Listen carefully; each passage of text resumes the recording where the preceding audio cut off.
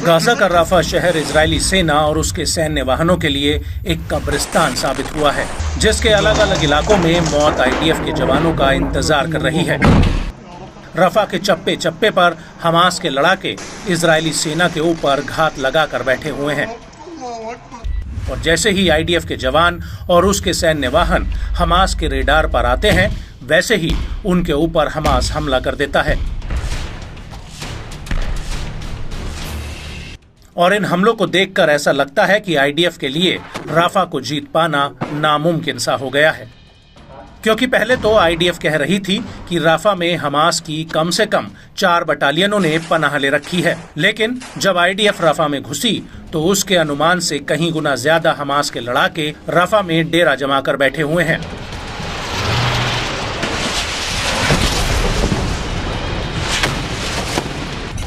और यही वजह है कि अब राफा के याबना रेफ्यूजी कैंप में हमास के लड़ाकों ने इजरायली सैनिकों पर एक बहुत बड़ा हमला किया है। यह हमला फिलिस्तीनी इस्लामिक जिहाद की सैन्य शाखा अल-कुद्स ब्रिगेड ने किया है। अल-कुद्स ब्रिगेड का कहना है कि उसने याबना कैंप के बीचों बीच असॉल्ट राइफल और एंटी टैंक गोलों से इजरायली सैनिकों पर गोरिल्ला स्टाइल में हमला किया है।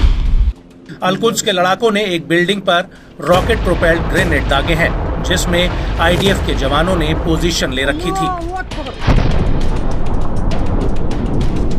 और अल-कुद्स का दावा है कि उसके हमले में इजरायली सैनिक मारे भी गए हैं और घायल भी हुए हैं। इसके अलावा अल-कुद्स के लड़ाकों ने याबना कैंप में घुसने की कोशिश कर रही इजरायली सेना के ऊपर मोर्टर गोले और 60 mm के गोले दागे हैं, जिससे आईडीएफ को तगड़ा नुकसान हुआ है।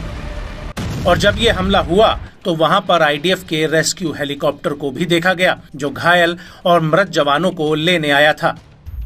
अल-कुद्स ब्रिगेड का कहना है कि उसने नेट्जरीम एक्सिस में भी इजरायली सेना के एक रणनीतिक रूट पर हमला किया है, जो उत्तरी गाजा को गाजा के दूसरे हिस्सों से अलग करता है।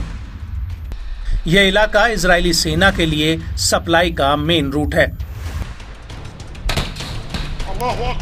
वहीं दूसरी तरफ जब अल-कासिम के लड़ाके दक्षिण पश्चिम गाजा के तल अल हवा में लौट रहे थे, तो इसी दौरान उनकी भिड़ंत इजरायली सेना के बख्तरबंद वाहन और पैदल सेना के साथ हो गई। तब अल-कासिम के लड़ाकों ने इजरायली सेना के 2 मेरकावा टैंकों में 2 बम को लगा दिया, जो पहले फटे नहीं थे, और इस बम के धमाके की चपेट में आईडीएफ के कई पैदल सैनिक आ गए थे।